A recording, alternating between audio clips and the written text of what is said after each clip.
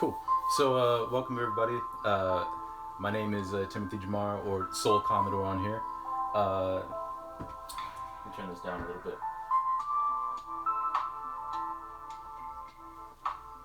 And yeah, we're just gonna be doing some live painting. I was doing this on Instagram Live, and decided to move over to Twitch since more people would be able to tune in. Because not everybody has the Instagram app, and you don't need an app to watch Twitch streams. So here's our first Twitch stream.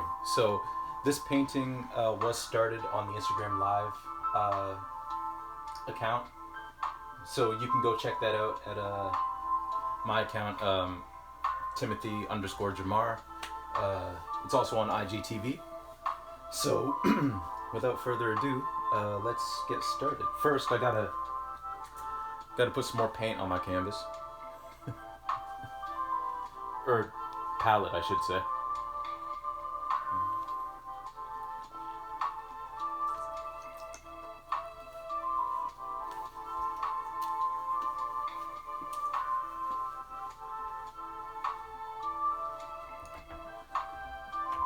So yeah, we're just gonna be hanging out for a couple hours and just relax into some chill beats and just having some fun. Also, to all of my fellow Canadians, happy Thanksgiving. I know technically tomorrow's the holiday, but still, happy Thanksgiving. I know a lot of people are celebrating with their families today, so yeah, we are. Now, if you're new to these streams, I will explain that myself, with my own painting practice, I only use 5 colors. Just some titanium white, some Mars black, which is the darkest black that I have available. And then we've got some just cadmium yellow, cadmium red, and cerulean blue. I find the cerulean blue is really good for getting like good sky tones, so that's the one I prefer. So, yeah. Let's grab our brush. Which brush are we gonna use? I think we'll start with the fine brush. And what we're gonna start out with is we're gonna be doing some more fine detail work right along here. So I wonder if this will let me zoom in at all. It does. Look at that. Nice. Nice, nice, nice.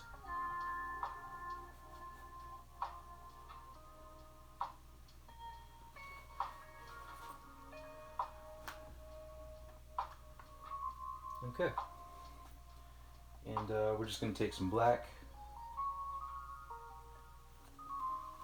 and mix a little bit of white in there, because this is going to be like way in the background, so it's not going to be pure black. And we're going to mix some blue in there as well. Now, the paint I'm using for this is acrylic paint. I love using acrylic paint.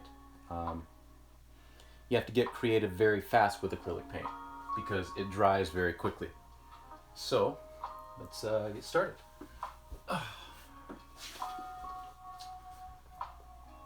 And I'll bring the camera in afterwards so you can see some more of this detail, because it is pretty fine and it's pretty in the distance. So we're just making some marks, deciding where stuff is, you know.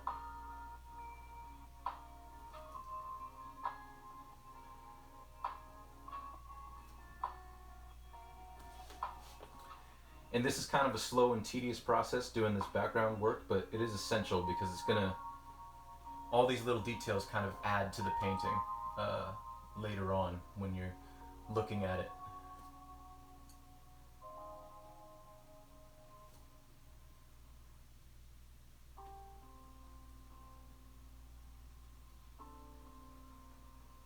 So I hope everybody's having a good Thanksgiving so far.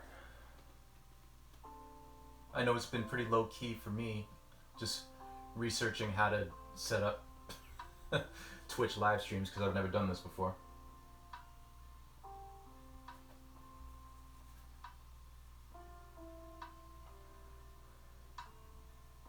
And I'm sure a lot of you are prepping for the day, whether you're planning to get together with your families, or you're planning on just staying in by yourself. That's okay too. Alright. So we can come over here. We can do a little bit more.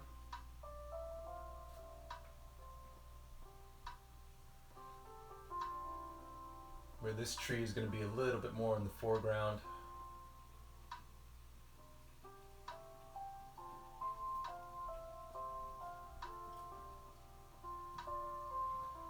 Add a little bit more blue to that. Oop.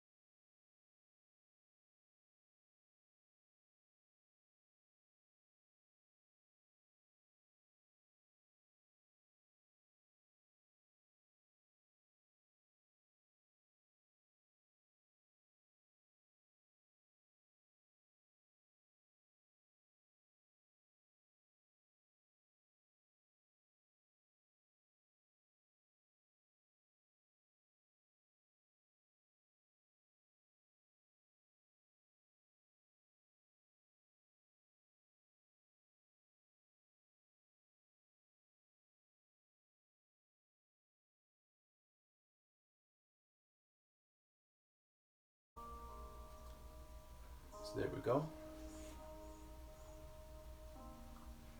Add some more stuff here. Almost like there's stuff peeking out from behind these trees in the foreground.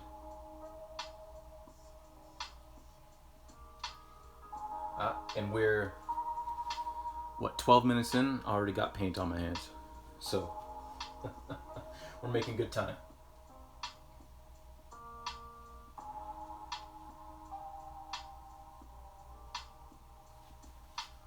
Alright. So, we're going to wait for this to dry a little bit so that I can lay some white paint on it without it blending in at all. But because it's still kind of wet right now, that paint's just going to blend in, and I don't particularly want that to happen. So, I'm going to zoom back out.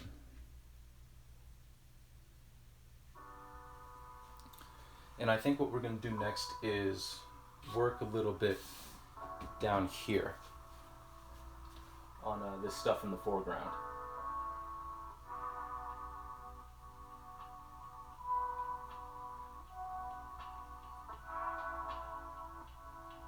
So let me bring up my reference image again.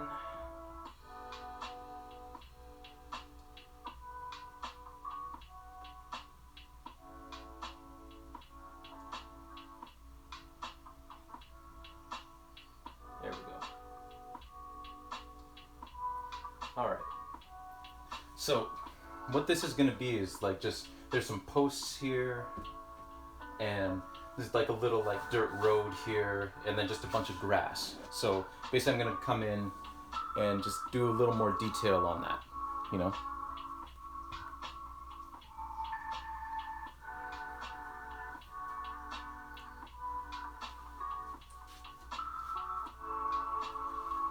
Okay.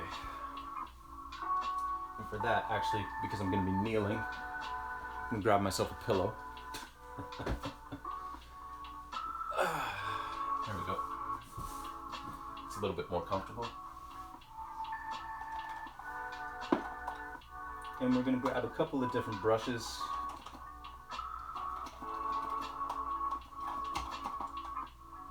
That are going to be better able to facilitate the grass effect.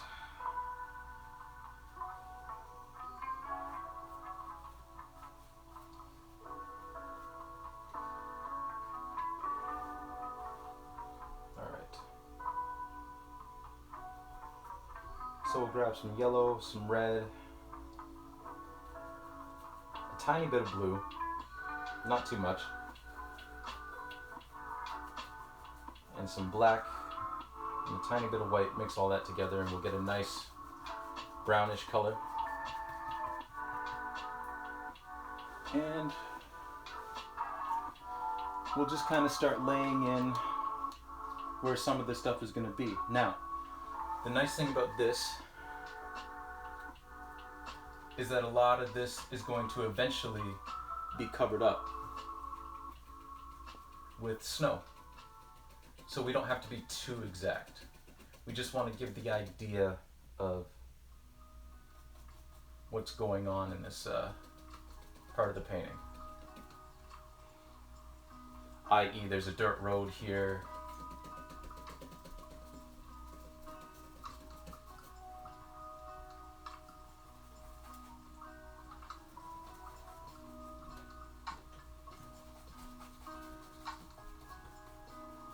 Get some more,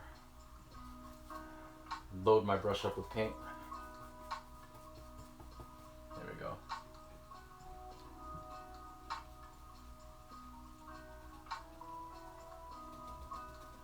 And a lot of this stuff is eventually going to be covered up, like I said, by some white paint to simulate the snow. But you still need some of this background showing through to add to the realism, you know?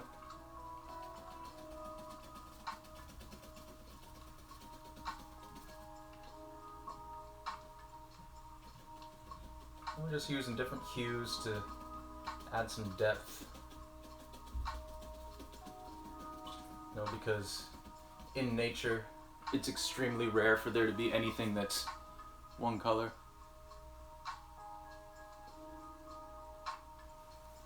Ah, we got some chats.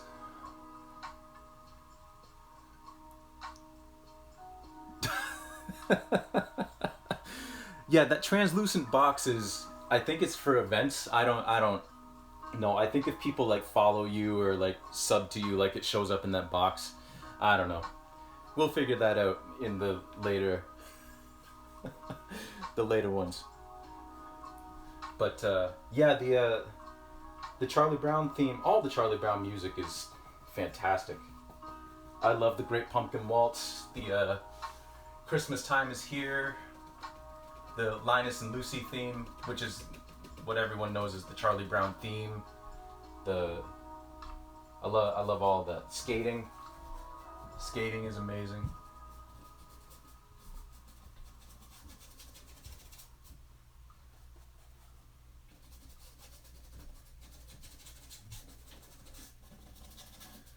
So yeah, like I said, this is basically just laying the groundwork for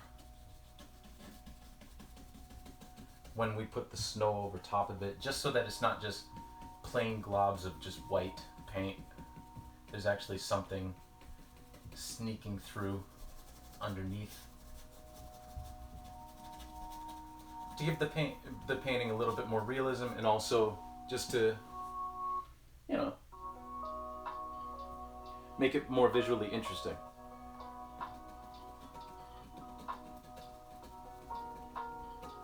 Because what's artwork supposed to be if not interesting, you know?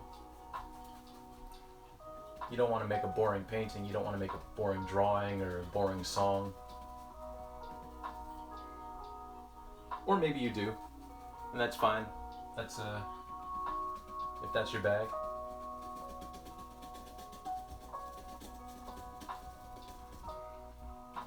Hey, if you can carve out a niche making boring art, more power to you. It's hard enough carving out a niche for any type of art, really.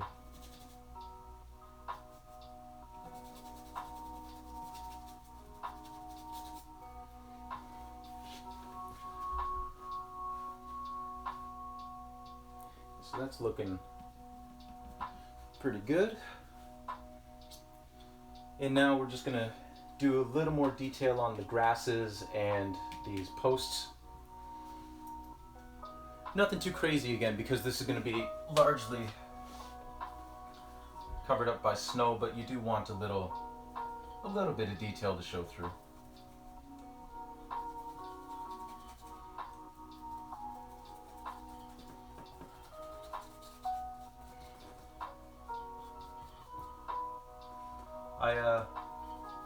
I'm going to be saying this throughout the entire time that we're together, but I do appreciate all of y'all who decided to take time out of your day to come and hang out.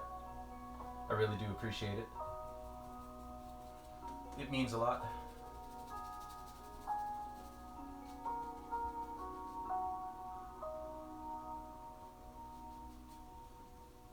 So add a little bit of depth to this post.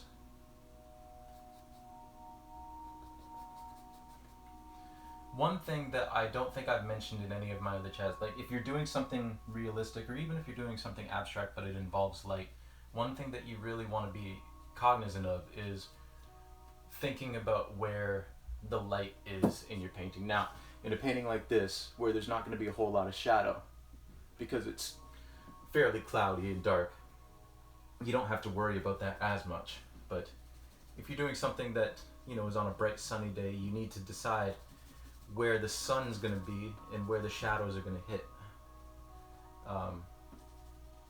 Otherwise, like, things are going to look off,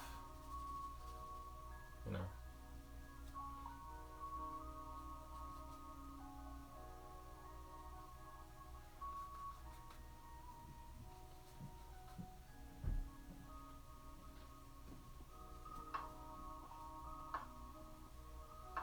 There we go. That's 2 posts down. Let's get some of these ones.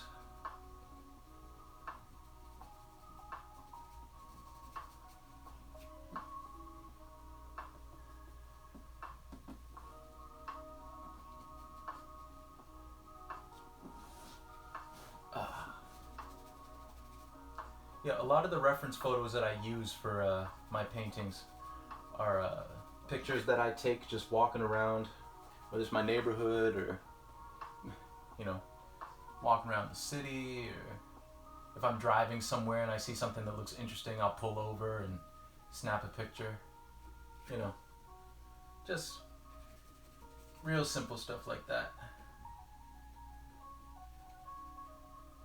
And even if the picture itself doesn't make its way into a painting, there might be elements of that picture that make their way in, you know.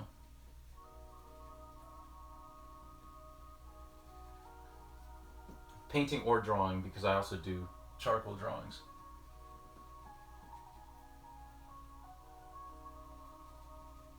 There we are.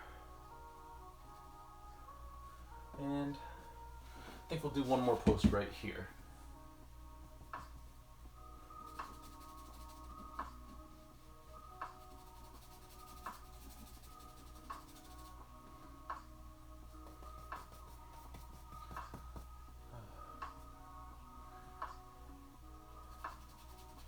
If y'all are able to in the chat, you should let me know what your Thanksgiving Day plans are, if you're celebrating Canadian Thanksgiving. And if not, just like what your plans are for the day.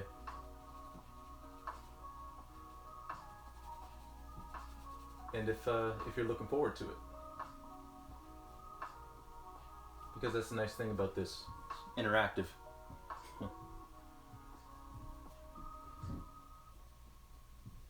Okay. So with that, you might have seen on this post, I started kind of laying in blocks of darker color that will serve as kind of the shadow under which we will put some of the grass and everything, just to add some depth, because it's easier to paint over top of dark colors. I just find that to be an easier method than to like try to go strand by strand and do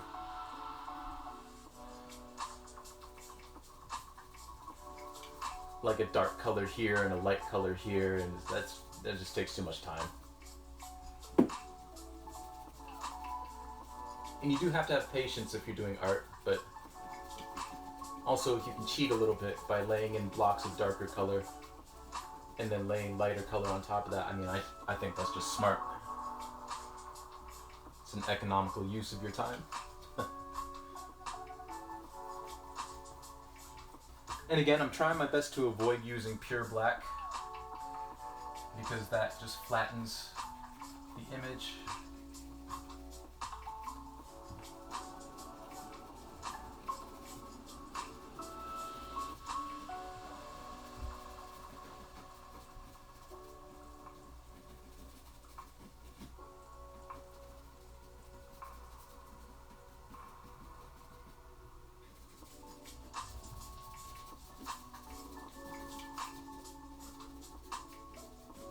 And I know this whole area might look like a mess right now, but trust me, it'll start to clean itself up as we go along.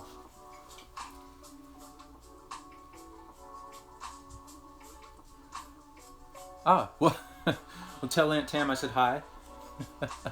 I get my canvas roll from a place called Curry's Art Store, or Curry's Art Studio, but it's called Curry's. They carry big rolls of canvas, and I like getting the big rolls of canvas because one, it allows you the freedom to make a painting as big as you want, because I think the rolls are like 6 feet tall, and I don't know how many feet long they are, but you can make paintings as big or as small as you want. And there is kind of an upfront cost to getting the rolls, but over time, getting the rolls and then buying the wood to actually stretch the canvas actually saves you money, because buying pre-made canvases from like Michael's or something can get very, very expensive very quickly, especially if you're doing bigger sizes like this. Like I haven't painted it yet, but I have a canvas stretcher that I made just out of wood that's, I think, 6 feet by 4 feet. So it's going to be a very big painting. And to try and buy a pre-made canvas I mean, first of all, like you would have to buy like a custom made like, and that's gonna run you so much money. But it's just a matter of like, I think on the whole, I think that canvas will probably cost me like $30 when it's done. Which you're not going to get a canvas at 6x4 for $30 if you're trying to buy it pre-made from somewhere. So over time it saves you a lot of money. And also this canvas roll lasts a long time. Like I bought this roll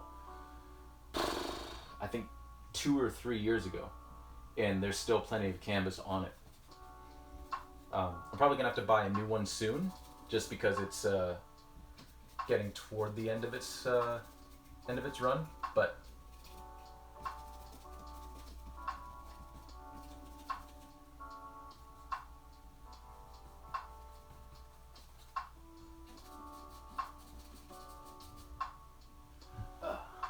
okay.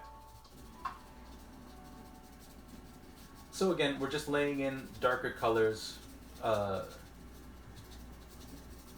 of layering the grass. You know, because again, it's easier to paint lighter colors over darker ones than to try and painstakingly go, you know, dark colors and then light ones and then dark again and all that.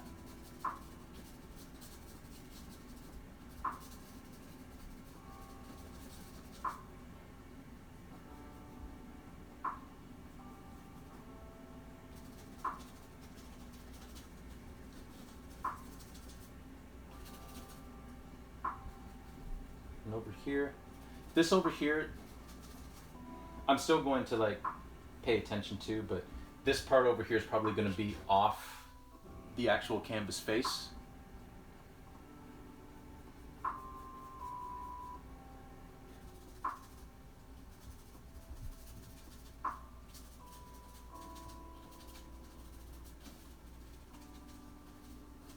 There we go.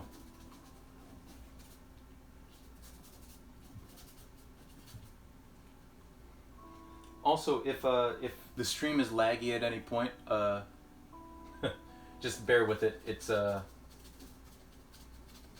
It'll hopefully come back around. I don't really know how the stream is performing, because again, I'm streaming off my phone and the screen is so small. Like, it looks like it's holding pretty good now, but the frame rate might drop a little bit, but it should come back.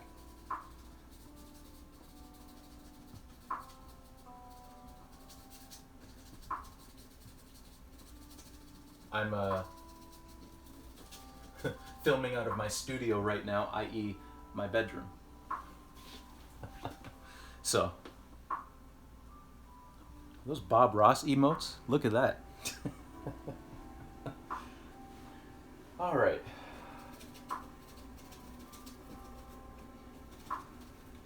So now, with all of the darker shades laid in, now we're going to go back over it with lighter shades.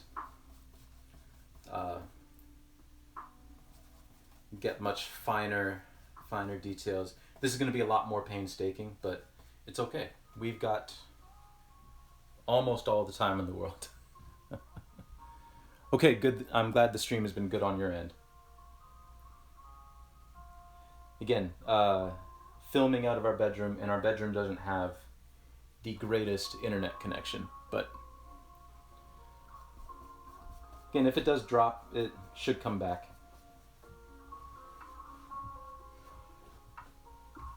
Okay, so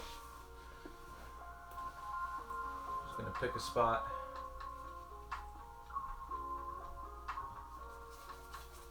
And really lighten up the paint. It takes a lot actually to lighten, like you have to add a lot of white to get something lighter. It takes very little black paint to actually darken the paint on your brush, but it takes a lot of white paint to lighten up. So just keep that in mind if you're interested in doing any sort of painting.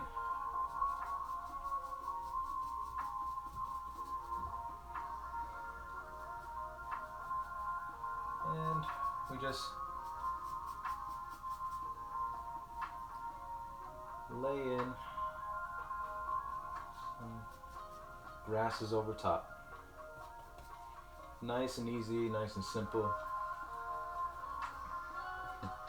Well, I mean, it's simple with practice. That's the key to any sort of a skill, but especially like painting and all that, is just practice. I used to actually, when I was in high school, I hated painting because I like to get stuff realistic, and I was not good enough with paint at the time to make anything look halfway realistic, so paint just frustrated me. But with time and practice and some really good professors and teachers, I learned to actually love painting.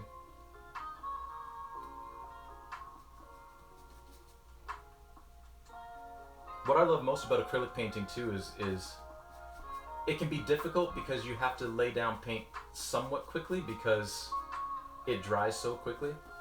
But at the same time, if you make what you consider to be a mistake, you can fix it in a matter of minutes. You just have to wait for the paint to dry, which makes it one of the easier paints to work with in terms of fixing what you might perceive to be errors.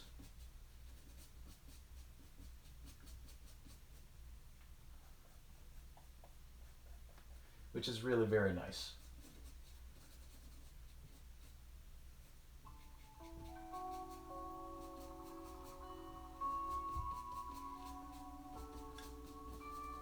And one thing to keep in mind when you're painting anything sort of like grass, especially grass, is it's not uniform.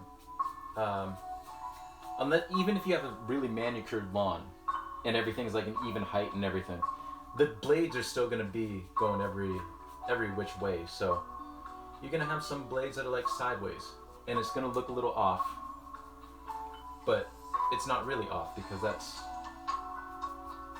how grasses work. And again, in this particular scene, even if something looks a little bit off, it's okay because we're going to fix it by putting some snow over it.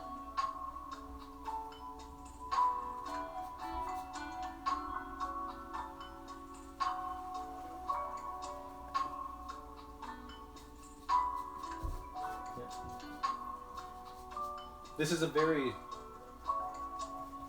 well, it's kind of a slow process. So I appreciate y'all sticking through it and continuing to watch. And just like I did with the IG live streams I did, I'll probably end up posting this on Instagram like in a sped up version. So if you have something to do, or you don't have the time to spend to watch the entire stream, you can at least catch the quick version.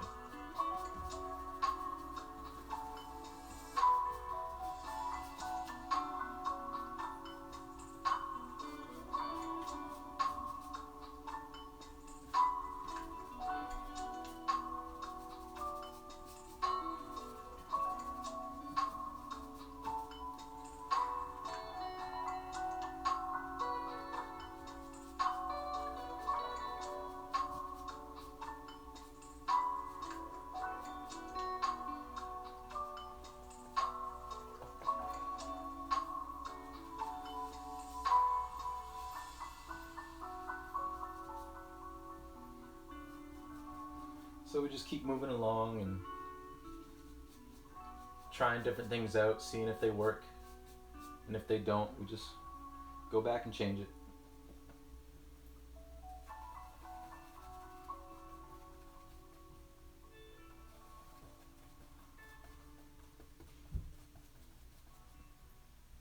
In this area, we're going to have a little bit of a brighter, more reddish color for our grass, a lighter brown.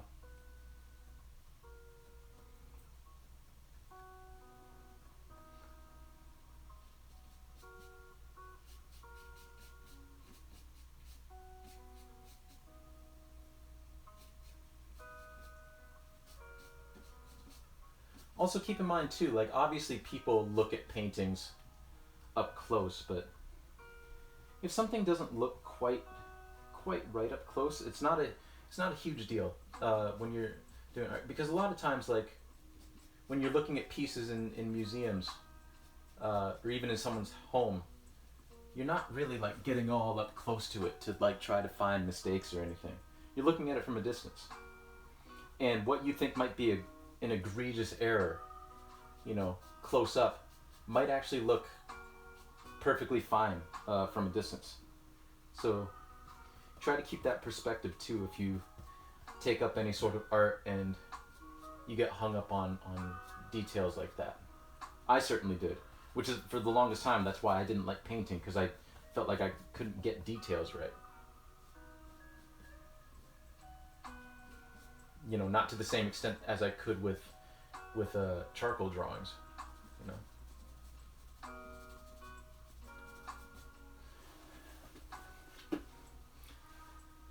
Okay, that's not looking too bad.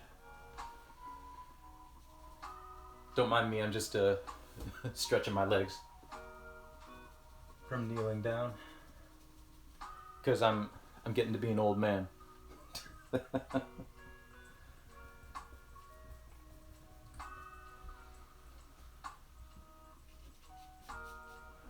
And the nice thing about acrylic too is because it dries so quickly, you can go in and paint something, and even if you forget that you just painted this area and you put your hand right on it like I just did, it's probably going to be okay because acrylic paint dries so quickly. Like this is already, it's still a little bit tacky, but it's mostly dry. So you don't have to worry about ruining your painting like that. Like with oil paint, that would still all be wet and there would just be a big old handprint in it.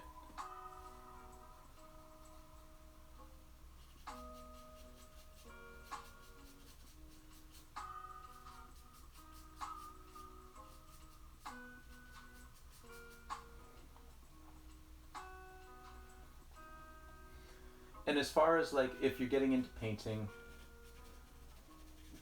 and you want to do something realistic, I mean, there are even varying degrees of what realism means to different artists. I mean, you have artists who do like super detailed, high realistic, it's called like hyper realistic paintings, where they look exactly like photographs, but it's all paint. And it's just like a painstaking amount of work that they do to put all that in. And then you have paintings like impressionist paintings, like Monet, where obviously like he's painting a landscape, but it looks, while it looks realistic, but it's more like, hence the name impressionist, it's more impressions of everything. Like that's the impression of water. It's not super detailed water, but you can tell that it's water. You can tell that it's a sky and that's a figure, you know? So really the big thing about art is finding styles that you enjoy, and then kind of developing your own style. And, you know, just working out, and a lot of that comes with practice. And that's the, with any skill, like if you want to get better at it, if you want to like develop it further, like you have to practice. You know, talent only gets you so far, and learning like the different principles of color theory and all that kind of stuff only gets you so far. You actually have to buckle down and put paint on the canvas if you want to improve. And for the longest time I didn't do that, you know, because painting frustrated me so much. But eventually I got the memo, and thankfully my painting has improved to the point where I enjoy it, even if other people don't. I like what I do, and that's kind of the end result that you want as well. Like, as long as you like your work, you know, that's all you can ask for.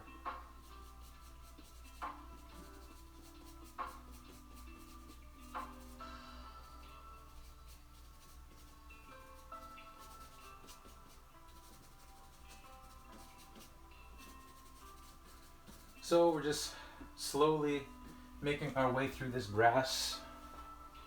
It's actually looking pretty decent, I think. Yeah. I think it's looking pretty good. So now we'll move more this way.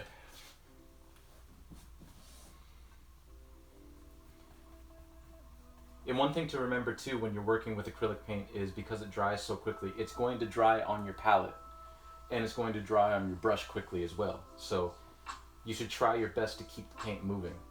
Eventually, like, it's just gonna dry, especially if you're using like not a whole lot of paint, like I am with this grass. Like, it's a very thin layer of paint that I have on the palette. So you're gonna lose sections of it as the paint starts to dry. But that's okay. You just sort of work paint on top of it, and you can still pick up some of those colors.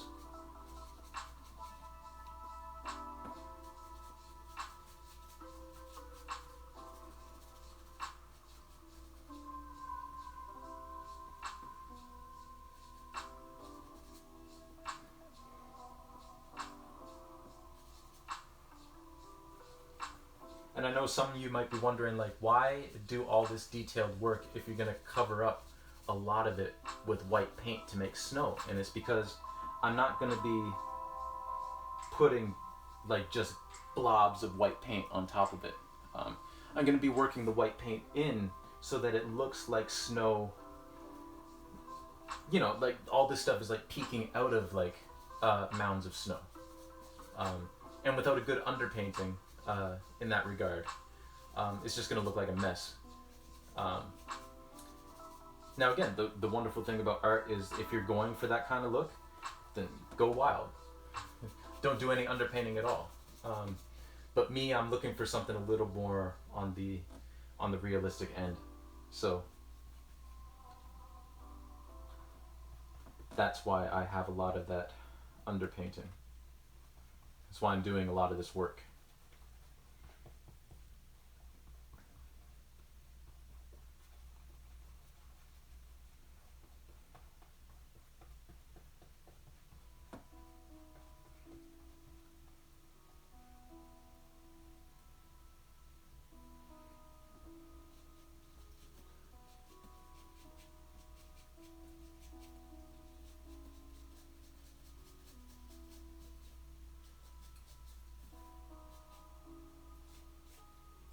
There we go.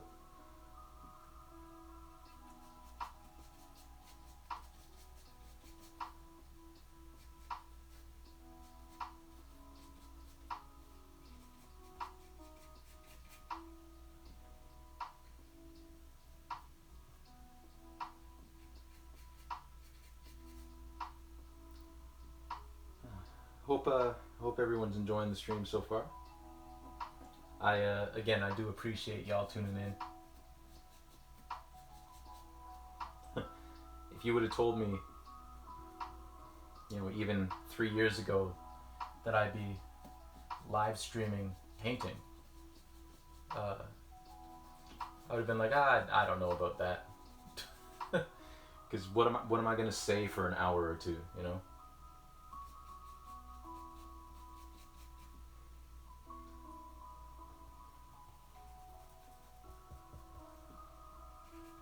But I appreciate y'all tuning in.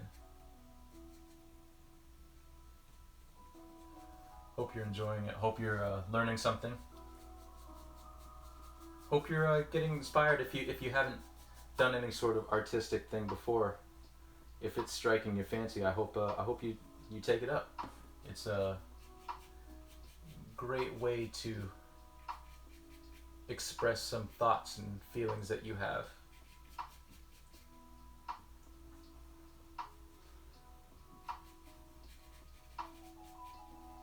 And if you have, like I said, if you have reservations on starting any sort of skill-based thing, remember that everybody sucks at everything that they first start trying, you know. Nobody is good right off the bat, you know. I certainly wasn't good at art right off the bat.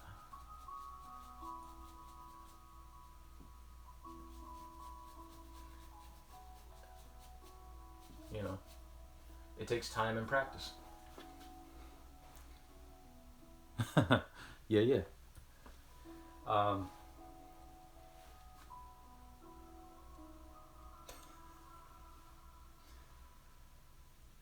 and you know, nobody is nobody's good at any skill right off the bat.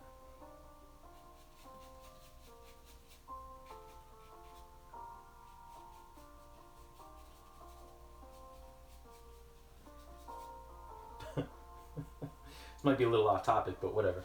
One skill that I wish I was good at was solving the housing crisis. My goodness. Houses are... There's a house that's up for sale, or going up for sale across the street from us. And I almost want to walk in there for an open house and just pretend like I could possibly buy a house.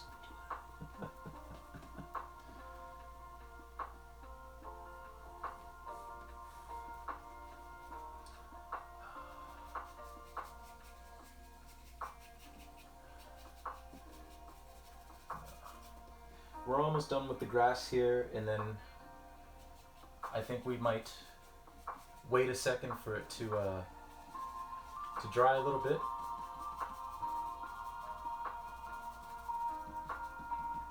And then we'll block in some of the snow on this little island here. And then we'll move back down here and block in some of the snow down here.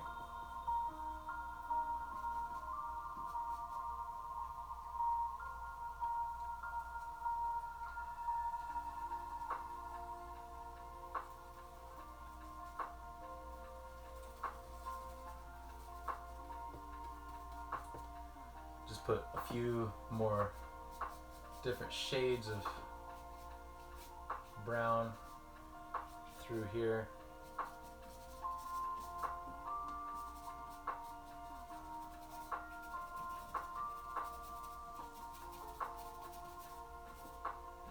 There we go. And I think that looks pretty solid.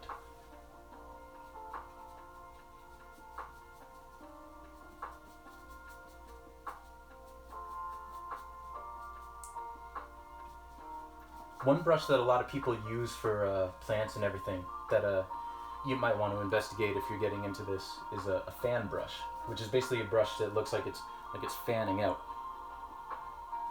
and it can work really well for plants and grasses and trees.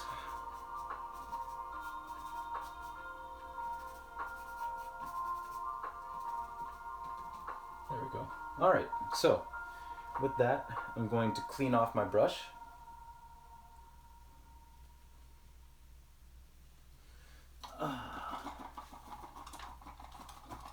Because we're closing in on our first hour together, and I think we've made some pretty good progress. Oh, one thing that I meant to talk about in, not that I meant to talk about, that I did talk about in some of my older streams on Instagram is the unfortunate thing is, even with buying canvas and buying wood and like stretching your own canvases, art can sometimes be very expensive, unfortunately. It can be a pretty expensive endeavor, but one thing that you can do to kind of alleviate some of the costs is like try to cut costs wherever you can. I've seen for sale in some of these art stores like high-end like microfiber rags to like clean off your brushes and all this. Like, no, just there's an old pair of boxers that I didn't wear anymore, and I just tore it up and made it into a rag, and it works perfectly. This palette is an old record. It's an old record. Cost maybe like 50 cents at a secondhand store, because it's a record. I do enjoy a lot of records. This is a record that I was never going to listen to, but it was like 50 cents, so I just bought it, and now it's a perfectly good palette. You don't have to spend 15-20 bucks on like a professional palette You don't have to do that. Art is expensive enough without the stuff that doesn't necessarily need to be marked up being marked up. So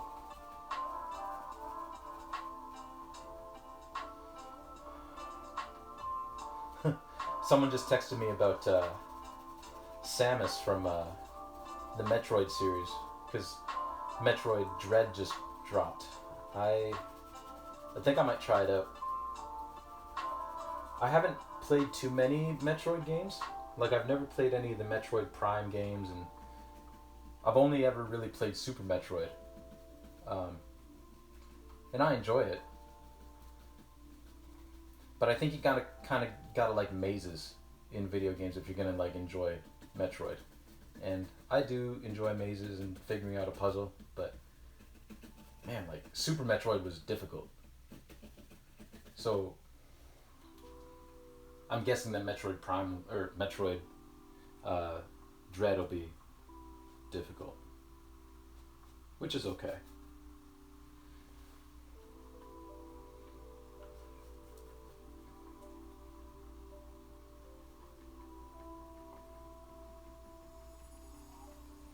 Just adding a few little highlights on this little island here, or islet I should say,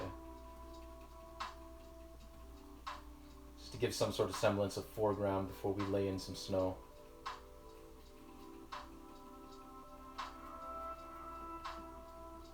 Nothing too detailed, nothing too fancy, just to give depth, because depth is important.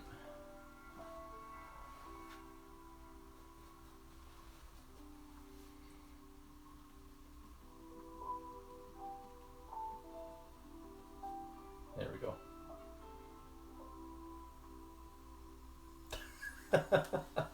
My buddy is stuck in an area of I'm guessing Metroid Dread. He just asked me what should he do. I don't know, man. Just start firing your plasma beam or something, or wave beam, whatever beam. Maybe you have the ice beam already. I'm not sure. Maybe just get out of there, man. Either that or do some searching on the internet. Someone's bound to have tossed up a solution on there somewhere. Okay. So now we're going to start laying in a little bit of white to give the impression of snow. And back here it's not going to be pure white. It's going to be mixed in a bit with the background color that we added in.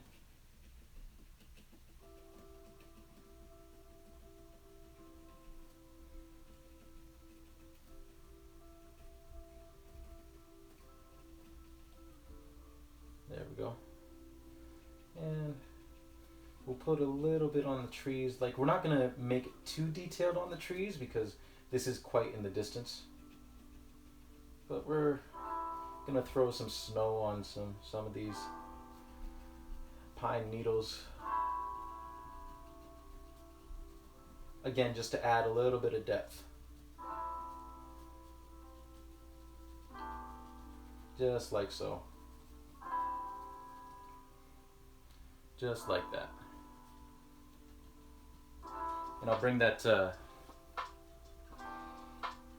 I'll bring the camera in a little closer so you can see that a little more clearly. So just like that.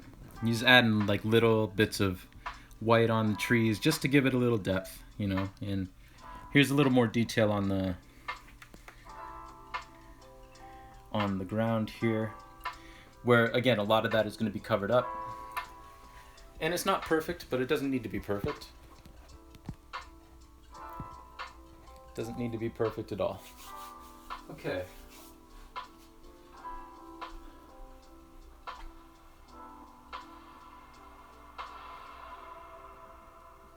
I'm just going to add a little bit more white to this area here. There we go. Okay, and now I'm gonna clean off my brush again. And then we'll get to it. Also, I hope while this is streaming out to you guys, that it's mirroring the image in real time, because like this is my right hand. I'm not left-handed, but it probably looks like I'm painting with my left hand. If Twitch isn't like mirroring the stream as we're going, but if not, I'm gonna have to figure out a way to mirror it so that we get like an accurate representation of how this is going, because I am not left-handed, and this is the right side of the painting, this is the left side of the painting. Alright, so let's now go in, and actually I did clean off that brush, but I'm actually going to grab a bigger brush to start laying in this this snow. I'm going to grab two different brushes actually. We're going to grab another, like a larger flathead brush, which is what we did to do all these lines down here.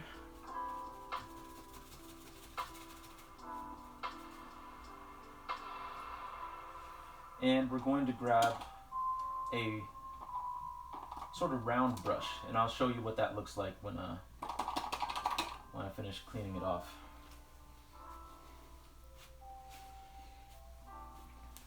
So we have a flathead brush here, you know, it's like a flathead screwdriver.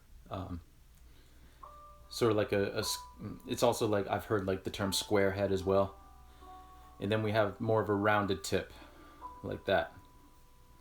So we're going to use these two different brushes to do all the snow in the foreground here. And oh, it's mirroring correctly? Oh, look at that. Awesome. Good. I wasn't sure because it's turned around for me. So that is good. Awesome. Okay. One thing that I want to mention too that's nice about acrylic is acrylic is water soluble. So you can clean off your brushes, you can clean off paint off your palette if you want with water. Now, once the paint dries, then you actually need rubbing alcohol. And a tip, actually, if you find some brushes that are very, very like heavily crusted with paint, acrylic paint, and they're very, very hard, and they're like you can't bend them at all, soak them for like 20 minutes in rubbing alcohol. Some people do rubbing alcohol and water. That works too, but rubbing alcohol, and it'll actually start to loosen up, because when this paint dries, it's sort of like plastic, and rubbing alcohol will break down that plasticity, and you'll actually end up with brushes that you can use again. And you can do the same thing if you get acrylic paint on your clothes. Now, the sooner you can get the rubbing alcohol on your clothes, the better. But if you get like a dab of paint on your clothes, like immediately go put some water on it and then put rubbing alcohol on it, because it'll break down the paint, and then it'll wash out good as new. Take it from someone who's gotten a lot of acrylic paint on it. But that's what makes acrylic paint nice. It's easier to work with in that respect. Because oil, unless you get water soluble oil paint, oil is very, very, I mean, I love the smell of paint thinner and turpentine. A lot of people don't like, and even the fumes from oil paint itself, a lot of people don't particularly enjoy. So if you're working in an enclosed space with not a lot of ventilation, working with oil paint can be a little hellacious. Now, of course, watercolor, you just need water, but I've never been good at watercolor painting. I marvel anybody who is good at watercolor painting. I can't do it. My girlfriend's mother is actually really good at watercolor painting. I could never get the hang of it. My mom was pretty good at watercolor painting too. And a friend of mine from university, a good friend of mine, You should check out her Instagram. It's the Queen's Canvas. Check her out on Instagram. She does fantastic watercolor paintings of a lot of pets and some also she does some landscapes, like animal and nature stuff. Like she is phenomenal at watercolor painting. Again, I'm quite envious of anybody who's good at it, because I've just never gotten the hang of watercolor painting.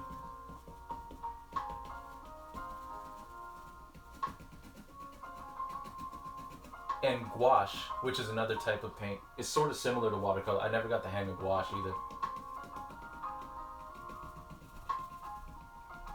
Okay. So yeah, what we're doing here now is we're just filling in places where we think the snow would have gathered.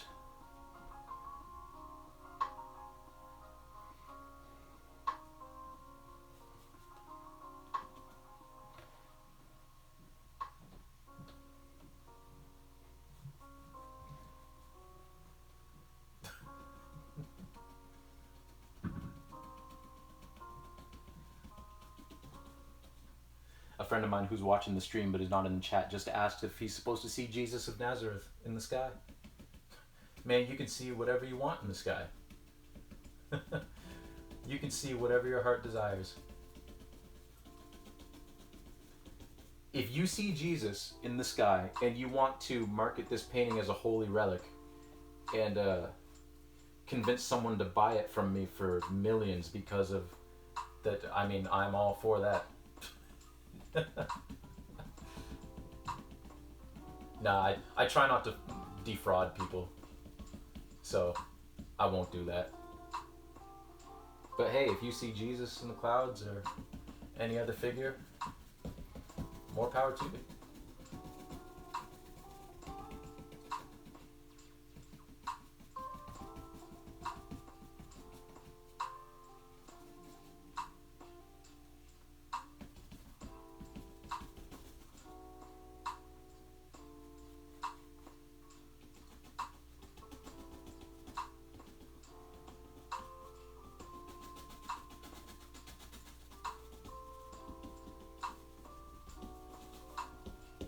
So you see as this paint's going on here, it's not a pure white, like I said. It's picking up some of the color from underneath. Now, oil paint would do that a lot more, just because of the nature of oil paint being wet for a long time, so it'll pick up the colors. But even acrylic, like,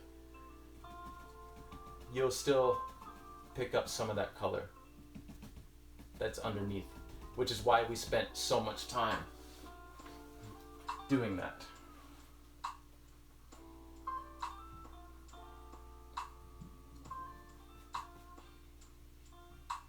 Okay.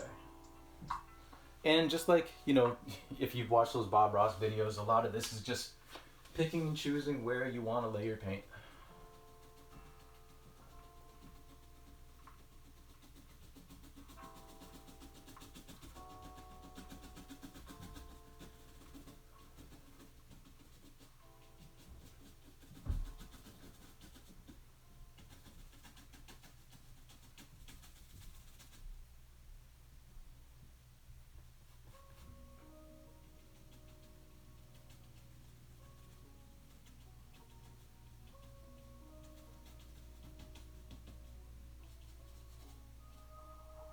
Okay.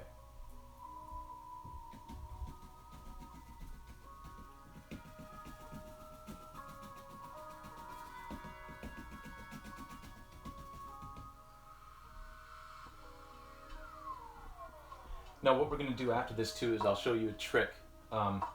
Because we are going over some areas where there were strands of grass. And I'll show you how we'll rectify that so that it still looks like it's a 3D space. It's pretty simple. A little bit painstaking again, especially after we did all that work, but it'll be worth it.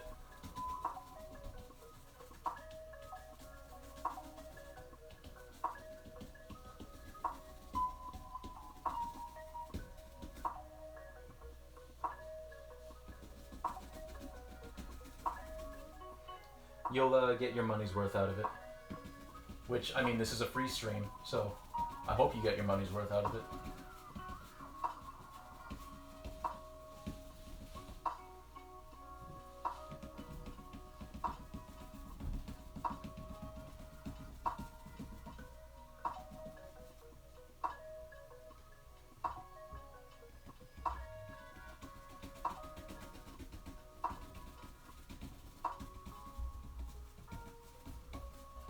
So we're just moving along, laying down bits of snow wherever we feel like it needs to be.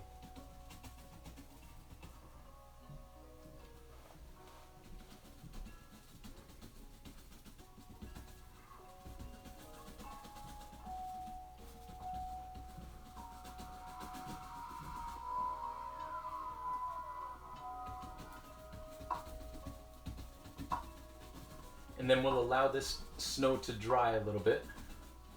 And then I'll show you what I mean by we're gonna fix this whole, you know, all this white paint looks like it's just sitting on top of grass that's like behind it. Like it doesn't quite look right. Well, we'll fix that.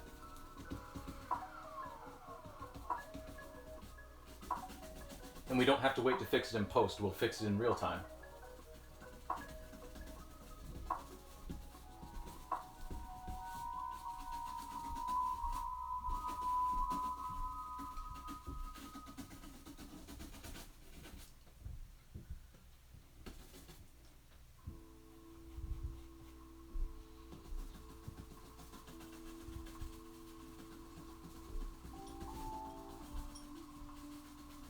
There we go.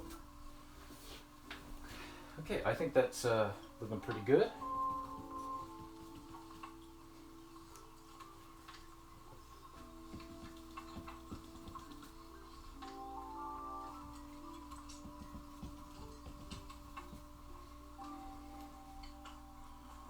I'm going to put a little bit more of a thicker white down here because I was kind of running out of paint on the brush. So.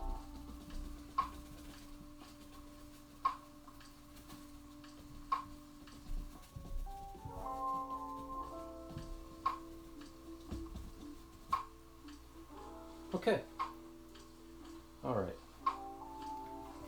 And actually, I keep saying all right, but we're gonna build up a little bit of snow on these posts. I forgot to do that.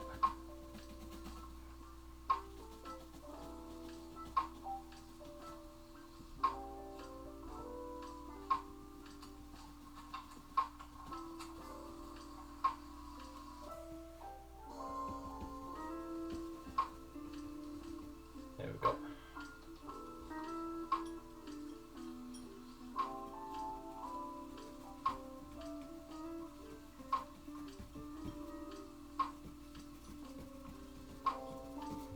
I also used, I forgot to use that round brush like I said I was going to, but that's okay.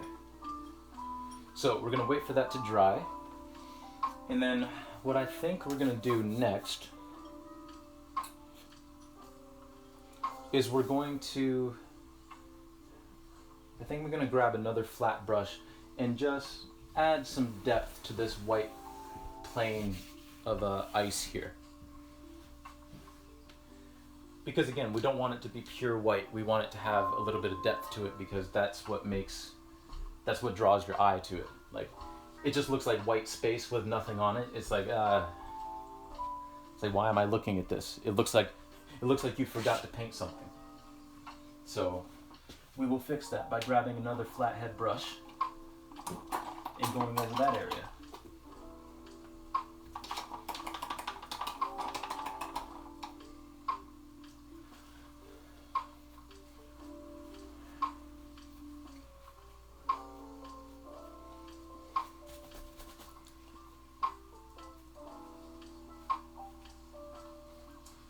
Alright, so this is going to be pretty simple because we're only going to use 3 colors here. We're going to use a tiny bit of that blue. Oh, I might need to get some more blue actually. Looks like this little bit dried. Which is the risk you run with using acrylic paint. If you find that you load up your palette with paint and you're not going to finish the painting in one day, but you still want to preserve the paint on your palette, you can just put some saran wrap or some tin foil over your palette, and that will actually keep the paint wet. There are other agents that you can add to the paint as well to keep it wet, but that's the easiest solution if you have like big globs of paint and you don't want it to dry out, because it will dry out overnight, or pretty close to drying out overnight. You can just put some good old-fashioned plastic wrap over it, and it'll preserve it. So we're gonna grab a little bit of that white, a little bit of that blue, and a tiny little bit of black, because like I said, the tiniest bit of black can darken up the paint really quickly, and it can be harder to lighten it back up again. So just gonna come over here, and again, we're just gonna pick and choose where we want this color variation to be.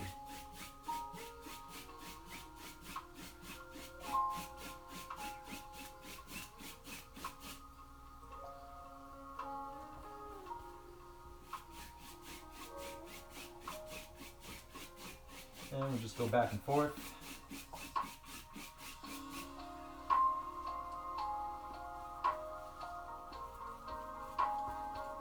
Also, another good tip when you're actually like loading paint on your brush is try to load paint on both sides. Like go back and forth like this. Don't just do one direction.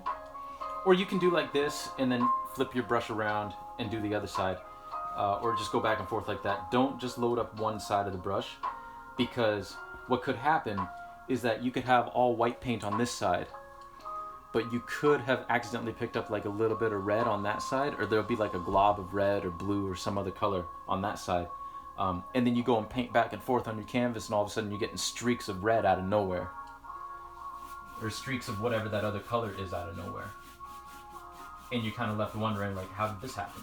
Well, it's because you didn't load the paint up on both sides of the brush. So, if you want to avoid that, make sure you load up both sides of your brush.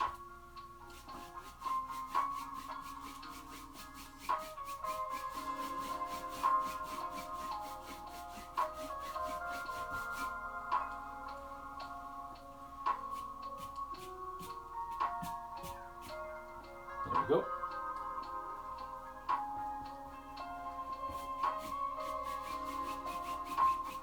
And we're just adding more depth again.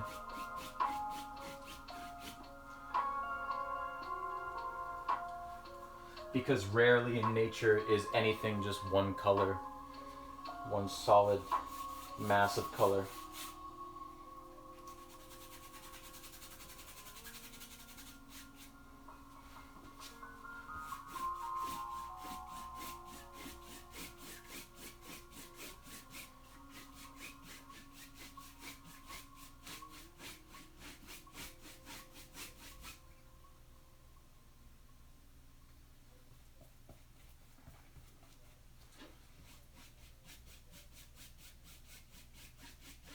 There we go.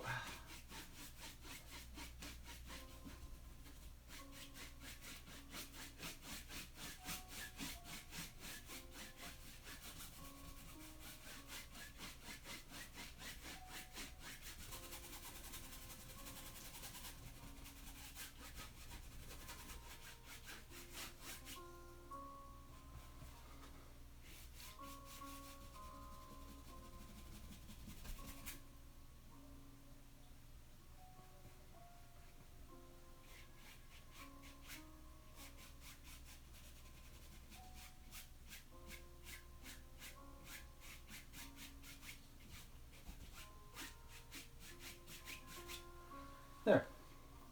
And it probably doesn't look like we did too much, but I will grab the camera and show you. Like over in this area here, like there's a little bit more blue here and a little bit of gray, you know. Same with like coming along here. Just to show that like there's a little bit more depth to that plane than it just being just pure white. Okay. This white paint is still a little bit tackier than I want it to be. And actually I just thought of something that I want to do. One thing you can do that's nice with paint too is if the brush that you want, if you notice something's a little off, is like just sitting in water or whatever, you can just use your finger. Just kind of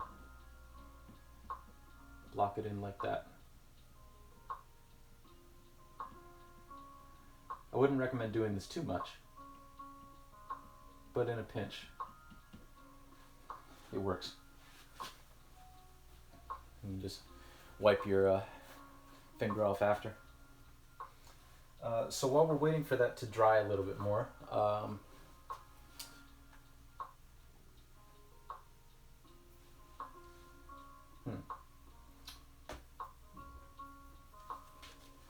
actually let's try out this one section of it, because that might be okay.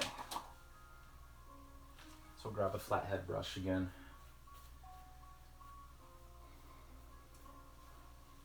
And basically what we're going to do is, because like I said, we covered up a lot of the grass that was in the foreground, but it doesn't look like it's layered properly. It looks like we just dumped a whole bunch of white paint on top of the grass. But what we're going to do is we're going to take that brown color from before, and because this paint is a little bit, yeah, it's dry, so we got to just mix that color again. That's another thing that working with acrylic gives you good practice on getting colors correct. Because the paint will dry really quick, and then you have to like try to match the color, like an older color that you used. So you get pretty good at that.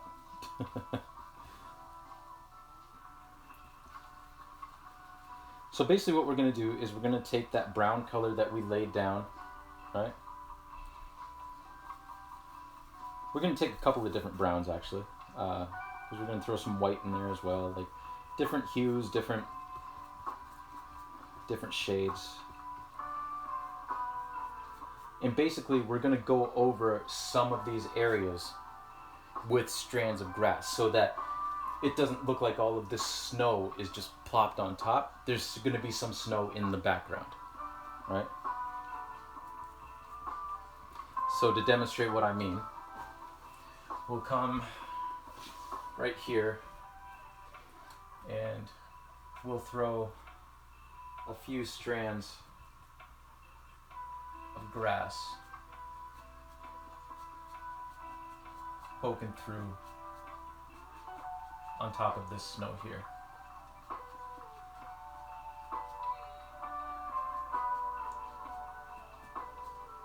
Just like that.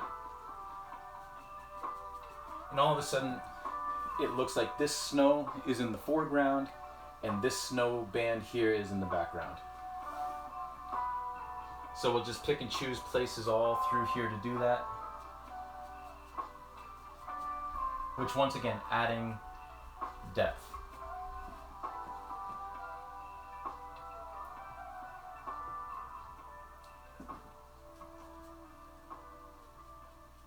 Depth is very important. Whether it's making a convincingly realistic painting or parallel parking, depth perception is pretty important. Oh man, when I probably moved up to the Toronto area. I'd been up here probably about 2 months, and a friend of mine, another very talented artist, Kristen Waterworth, you should check her out on Instagram too. Cree Art, it's Kryart. You should check her out too. She's phenomenal. But she had a showing at a place called the Walnut Gallery, which was in downtown Toronto. It was like it was an artist studio, and then they would do like shows every once and again. So I went to go visit her studio, and again, it's not quite downtown Toronto, but it's like in the city. And the only place to park, you had to parallel park.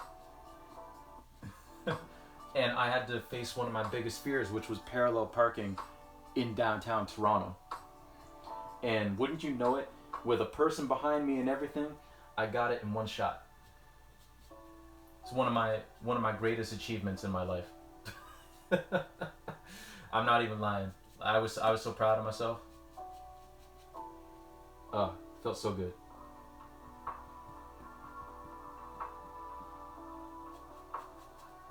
So we're just gonna throw more strands of grass over the snow. You know, just throwing a strand here and there, just again to add depth.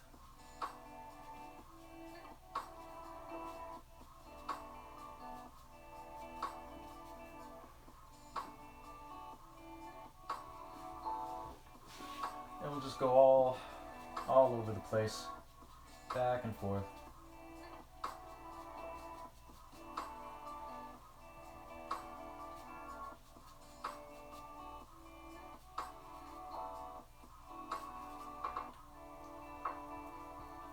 And I know it might seem extremely tedious to go do all that background work and then just have to do it again, but it makes for a better looking painting, I think. Also, you don't have to do it to the same extent. Yeah, that's looking pretty good. Pretty good.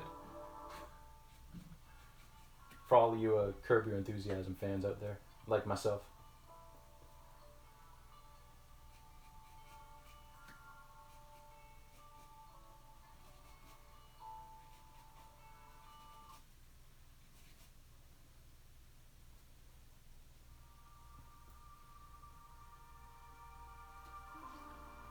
Get some more paint on the brush.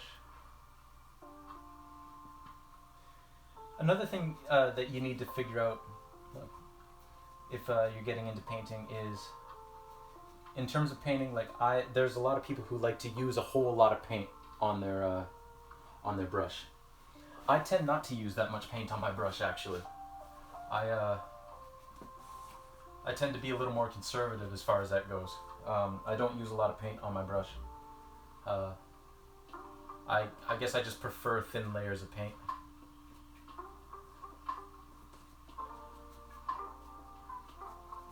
I love seeing people's like brush strokes and everything on other people's paintings. Like I love seeing the depth and the texture of brush strokes, but for my own paintings, I've never been a huge fan. Like every once and again, like I'll have a painting that has like pretty visible brush strokes, and it's fine, but I would prefer not to have them. I'm not sure why, but that's just my own taste for my own paintings. So as we get closer to the foreground here, these areas didn't have so much grass popping up through them. Down here it was more rocks and stones and all that, so we're gonna throw in some darker bits here to sort of simulate that.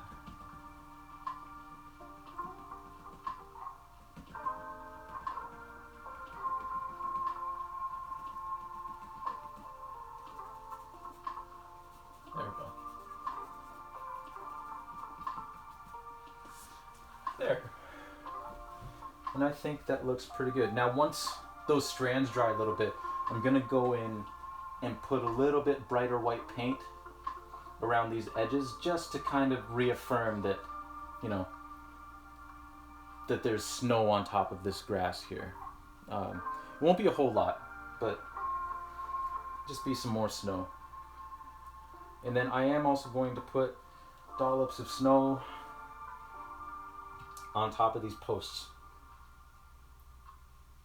Not a whole lot, but just some.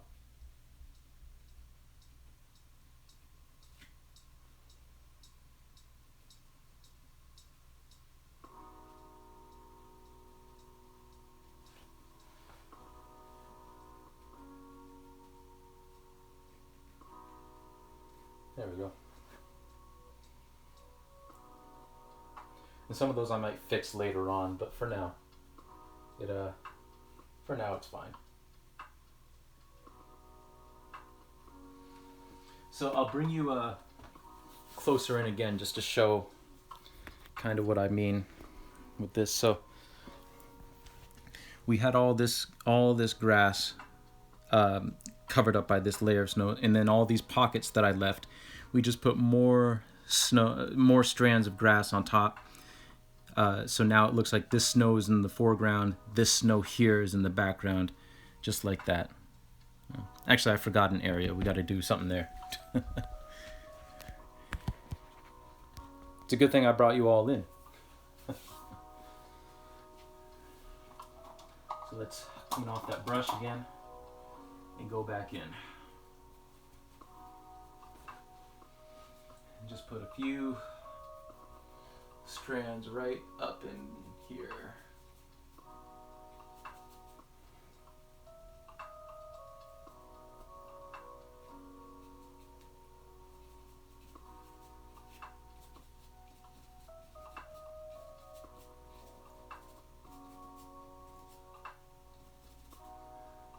There we go. And while I'm looking, is there any other areas that I missed? I don't think so. No, I'm not seeing any. Okay. We're gonna lay down some of that.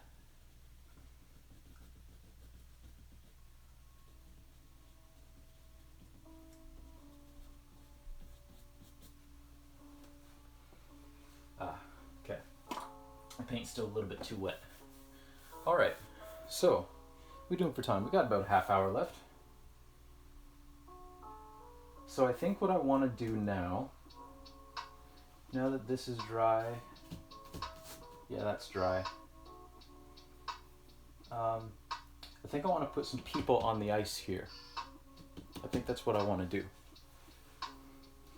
So let's see if I have a reference image that I took of people on the ice. I'm sure I do, because people really liked ice fishing on the bay near our house.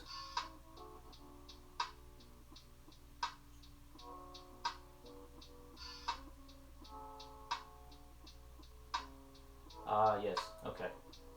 I gotta zoom way in to see them.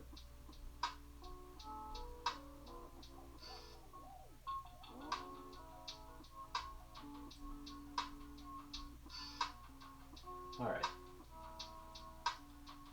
Now, the thing with this painting is it's going to be a lot like, I'll go grab one actually. I'm gonna do the same thing to it as I've been doing to some of these other works that I've done, such as this one, where you have all your realism and then a lot of abstraction as well, right?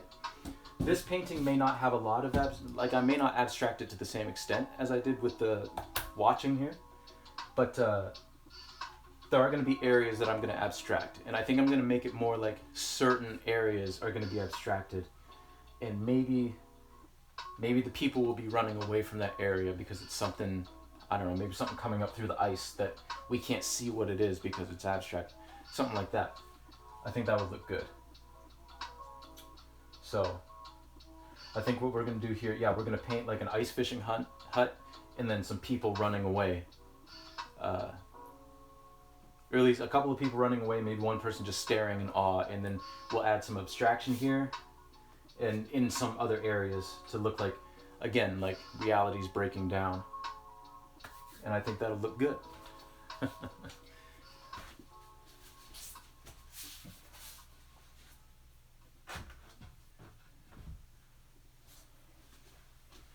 Someone asked on one of the, like it was at the very end of the stream, and I just saw their question pop up when I just finished streaming.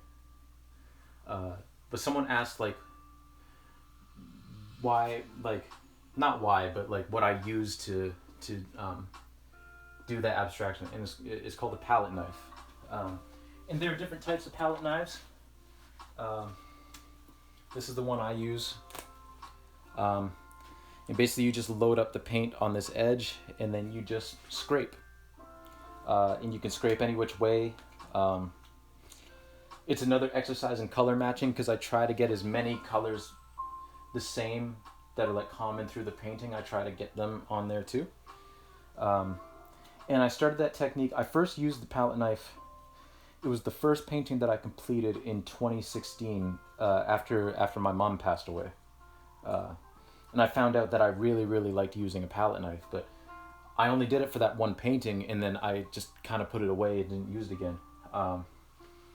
Until actually the pandemic started, and I remembered that I had a palette knife, and I started doing just purely abstract stuff, just using a palette knife. And then I thought, well, it would be cool if I painted something realistic and then sort of abstracted over top of it to add sort of like some depth to the field.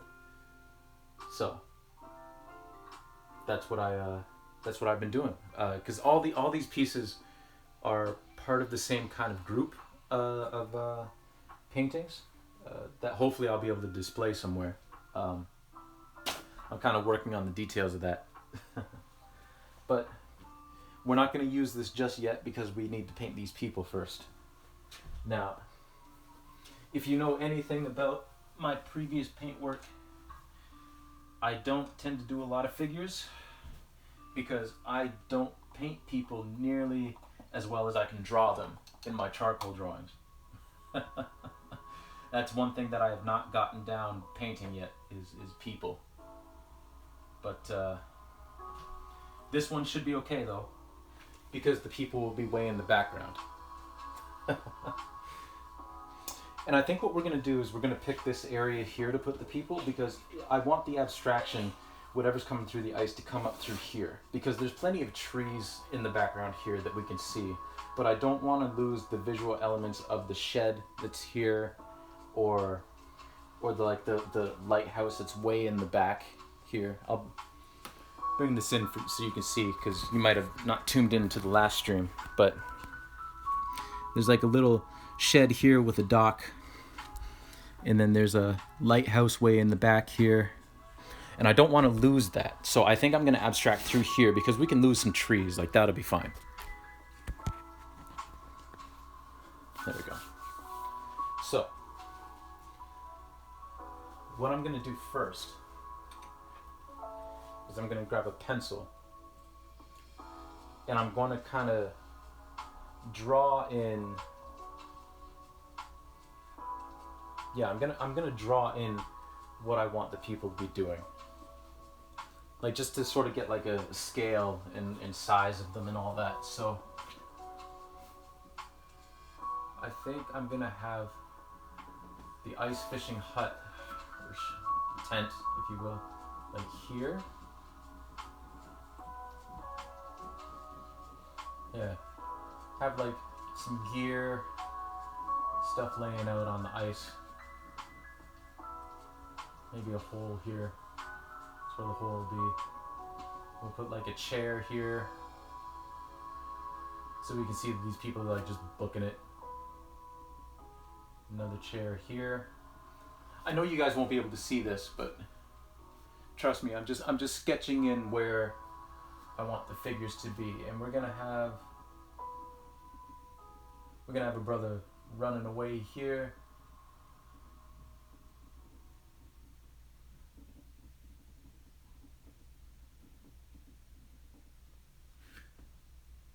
I'm gonna have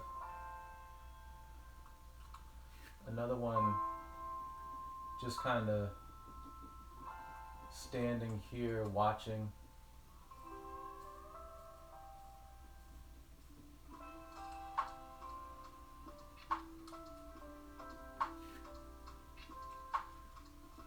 We're gonna have someone falling on the ice here, I think.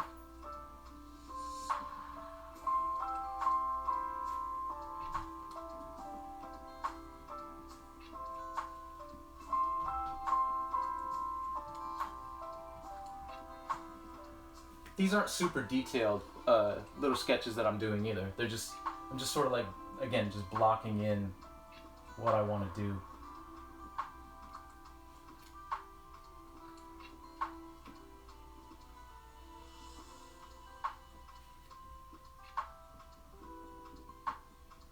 maybe someone else like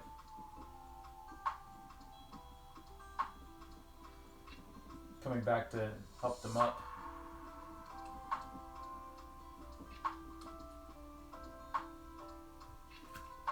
There we go.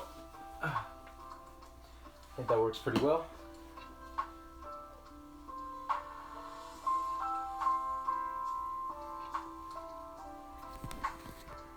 Now bring this in close again so you can. So I just sketched it in really loosely, really quickly. You know, nothing fancy whatsoever. And now we'll get to actually blocking in some color, which there won't be too much color, but there will be some. And bear with me again, I'm just kind of checking the reference image because none of the figures in the reference image are doing what I want these guys to do, but just kind of checking for proportions and all that kind of stuff.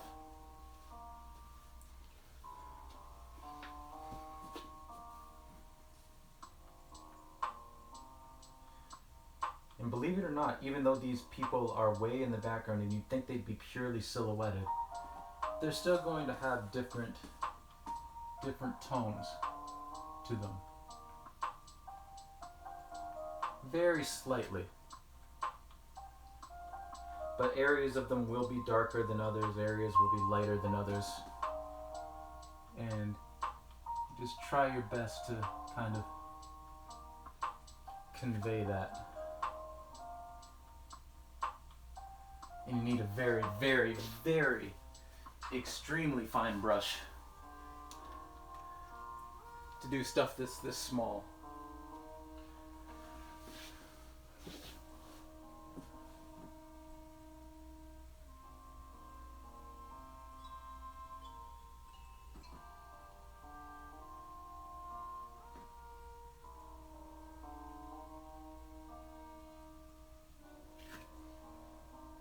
But like everything else, you just take your time.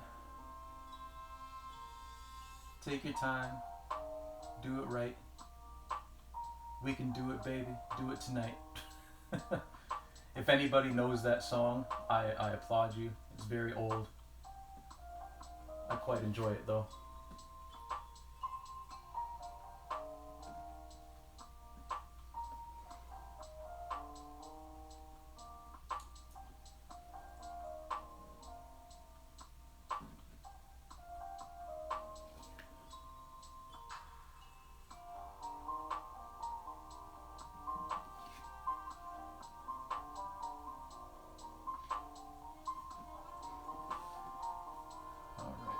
Just want to make sure my head's not like blocking the camera.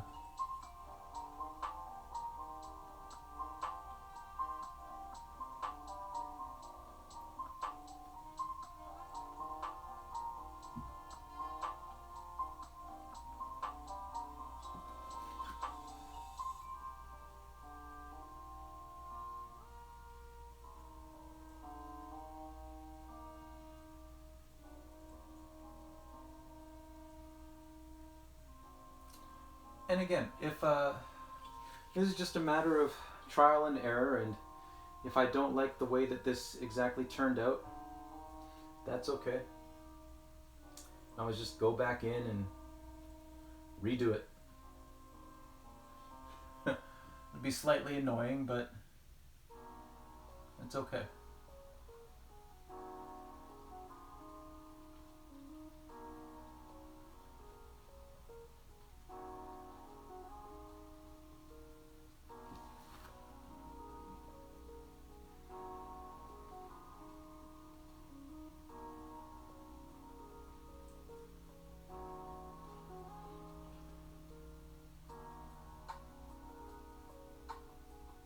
Maybe this guy's still holding his fishing pole, wondering what the hell is going on.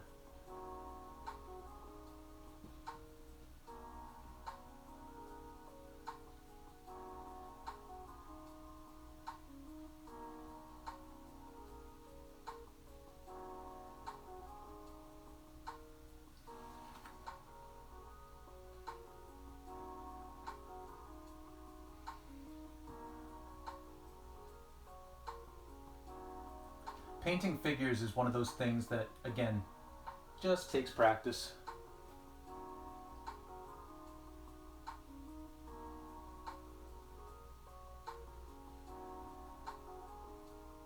I just haven't practiced enough. So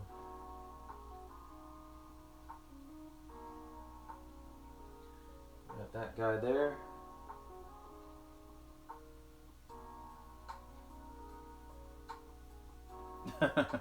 My girlfriend's just texting me. She went to go pick some stuff up at a bakery for Thanksgiving dinner, or maybe dessert.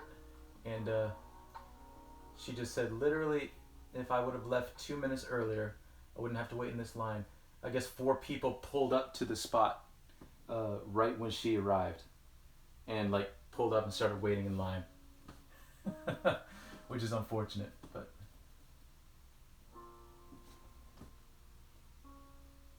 it's okay. Good things come to those who wait, like desserts.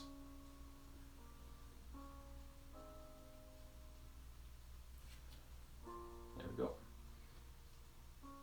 So there's the fishing hole. We're gonna add some details on these chairs. My step-grandfather loved ice fishing. He took my younger brother out to ice fish a couple of times. I love the winter, and I like cold weather much more than hot weather. But I never quite understood the appeal of ice fishing. Like every single winter we see a bunch of ice fishers out on the bay here, and I've never quite understood the appeal. Probably because at the end of the day I'm a little bit too scared that I'd fall through the ice. And I'd never be able to enjoy it to the same extent as others, because I would always just be too scared of that.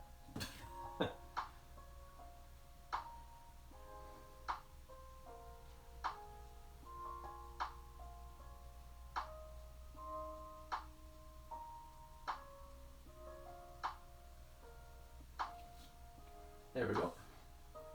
And now we're going to make a nice, I think a nice red fisherman's hut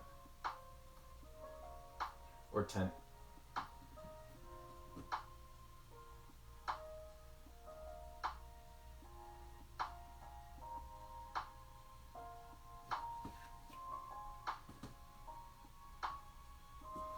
Just look at my reference image again.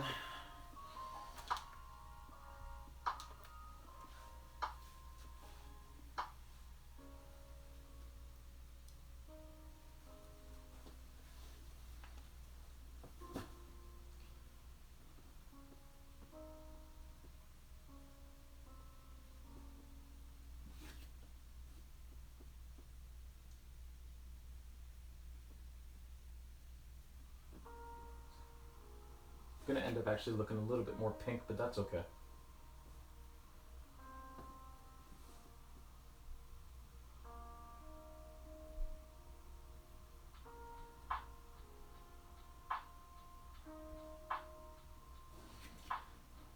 I guess I should have meant that to say, like, I understand the appeal of ice fishing. Just like, you know, it's just fishing. And I certainly understand fishing. I guess it's just never appealed to me because, again, I'd be too scared of falling through the ice. Especially because some of these ice fishermen would be out there, like, in the middle of, like, we saw ice fishermen out there in March when, like, part of the bay is already melted away. And they're still out there.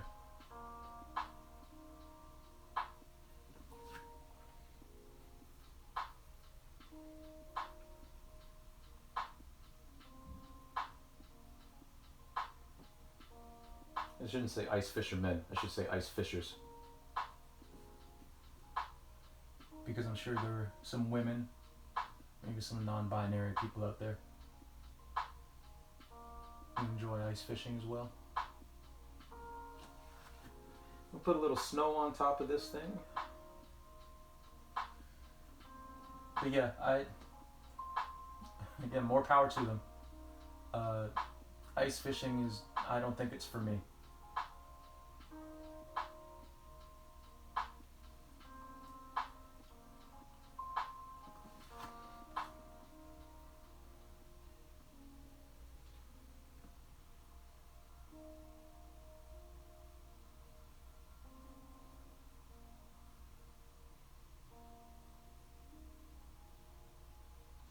go.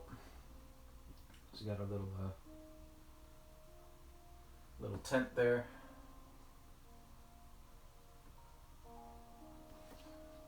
We'll have some anchor lines coming off of it.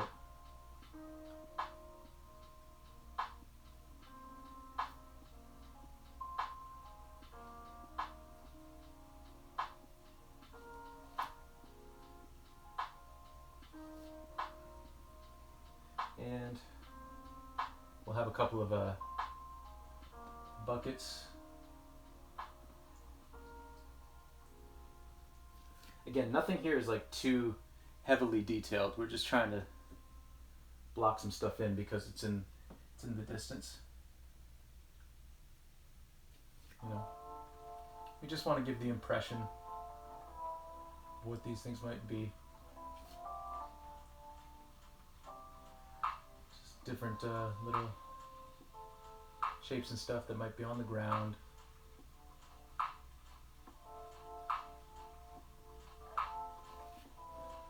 There we go. So I'll show you all that real quick, because we're getting close to the end here. But that's what we have so far. You know?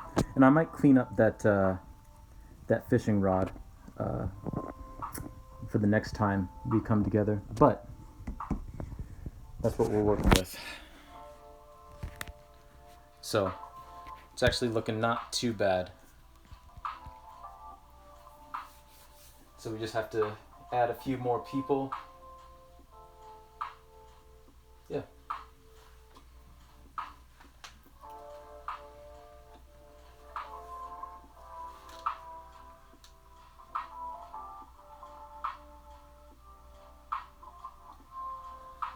So we'll come in.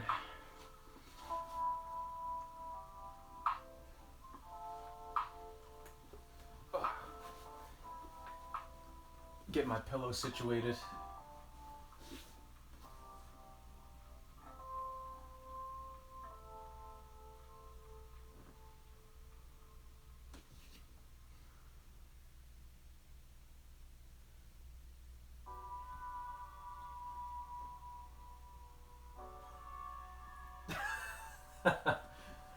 My buddy who's playing Metroid Dread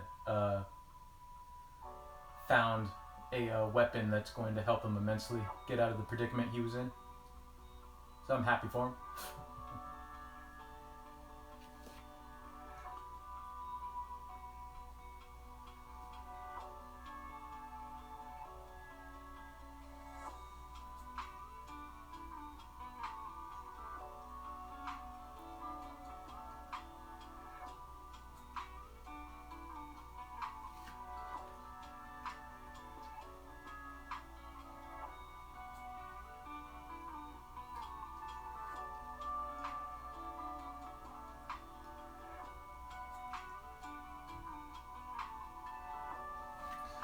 I think this guy might have a little bit of yellow on his parka, which isn't going to show up at this point. Like, I'm going to have to wait for the black paint to dry before it really shows up, but that's okay.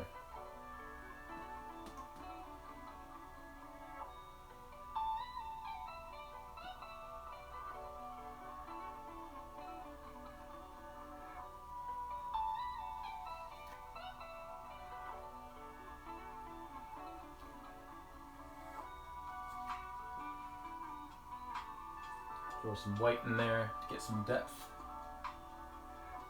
Again, depth is key, so that you're not just looking at a flat image.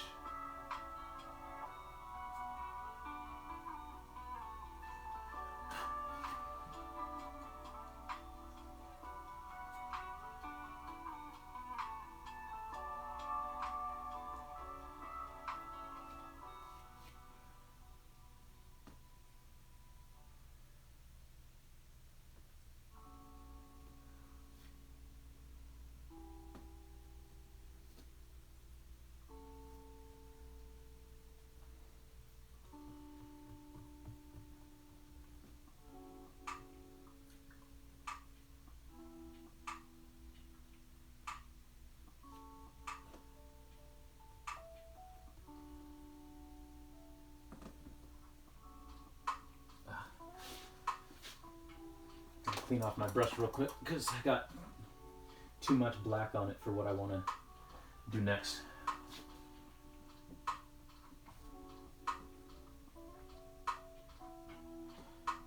As we wind down here, because I know some people are going to want to watch some football that'll be starting soon.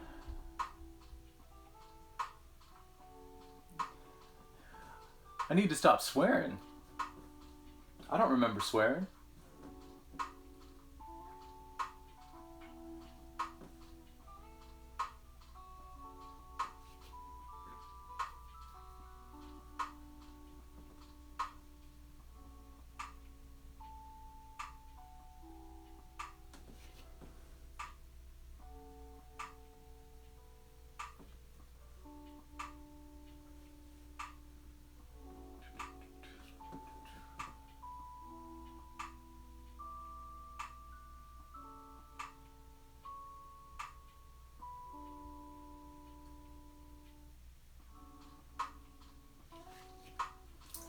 There we go.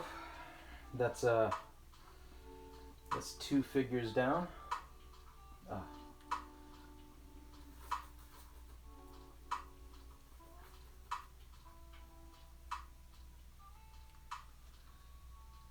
Oh, I said I did say that. Yes.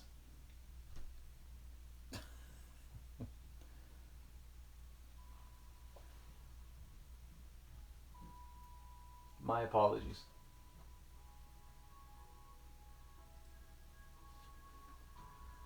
Okay. So now we got 2 figures.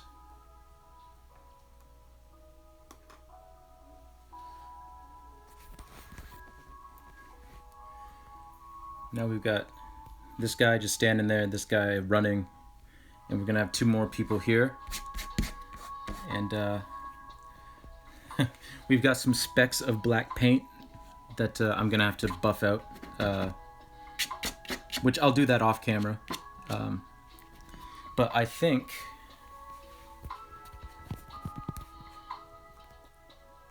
how much time do we got left?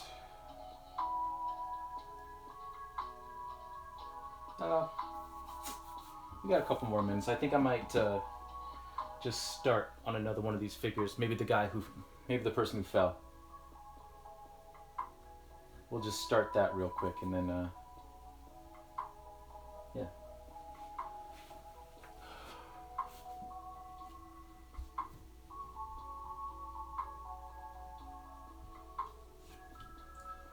Oh, actually, you know what this is? This is from my hand. There was some paint on my hand and I put my hand here, and the paint transferred. The black paint from my hand transferred onto the canvas. That's what that is.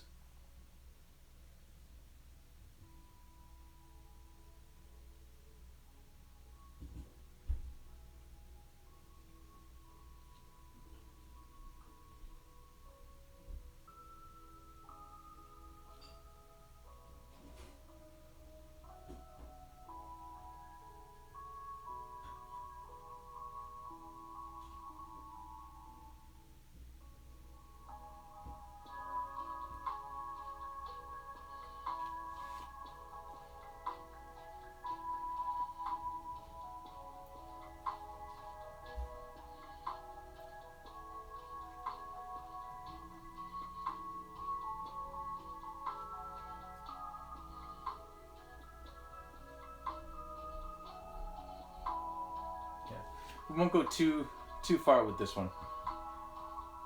Just for another minute, and then I'll say my goodbyes, and then yeah, we'll wrap up.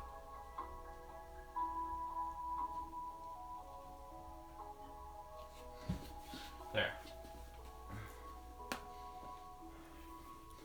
So as you can see, just started on that that guy who fell on the ground. Yeah. But yeah, painting is the painting is coming together, I think, as a whole. Yeah. I think we're in good hands. So I think the next stream we might actually finish this, And then I might actually, because someone asked, I might actually do a little bit of charcoal drawing with the next stream, and that will be on Tuesday from 6 to 8 p.m. It might be 7:30 p.m., but I've scheduled from 6 to 8. So that'll be here on Twitch again, so feel free to come out. I want to thank all of you who showed up and chatted a little bit, all of you who just came and just watched, you just lurked. I really do appreciate everybody who stopped by just to see what we're doing here. And this is basically it. We're just making artwork live and just having a good time. Yeah, that's that's about it. So I want to thank you all again for coming out. Really do appreciate. Again, the next stream will be on Tuesday, this coming Tuesday, from 6 to 8 p.m. Eastern Standard Time. And yeah, I think that'll be a good time too. And we'll probably finish up this painting during that session, and then we'll do like a little bit of charcoal drawing, like I said, which is also fun. So yes, thank you again for stopping by, and I will catch you all in the next one. And happy Thanksgiving, everybody.